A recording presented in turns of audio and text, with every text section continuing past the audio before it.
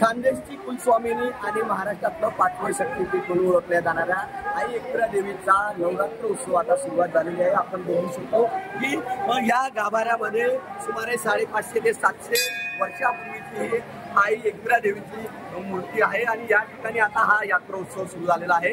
यात्रोत्सव सुरू झाल्यानंतर पहाटेपासूनच या ठिकाणी मोठ्या प्रमाणात भाविकांनी या ठिकाणी गर्दी केलेली आहे। हजारो भाविकांनी पहाटेपासूनच या ठिकाणी आईची दर्शन घेण्यासाठी या ठिकाणी मोठ्या प्रमाणात गर्दी केलेली आहे। आपण बघितलं तर या ठिकाणी मोठ्या प्रमाणात महिला भाविक या ठिकाणी आलेले आहेत। ही प्रकारचे आपले नवस पेटण्यासाठी या ठिकाणी गर्दी झालेली आहे। तर या बाजूला जर आपण बघितलं तर त्या बाजूला मोठ्या प्रमाणात पुरुष मंडळी देखील देवीच्या दर्शनासाठी या ठिकाणी गर्दी करत आहेत।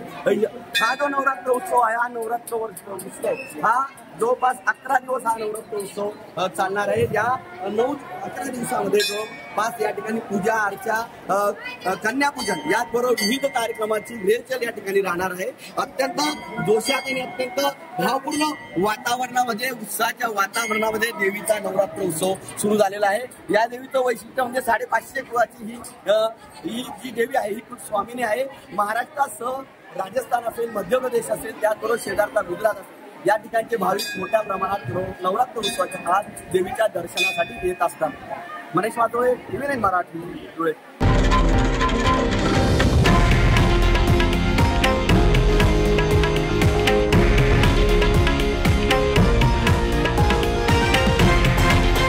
हे आहे देशातील नंबर 1 न्यूज नेटवर्क आणि आपण पाहत आहात TV9 मराठी, एकमेव।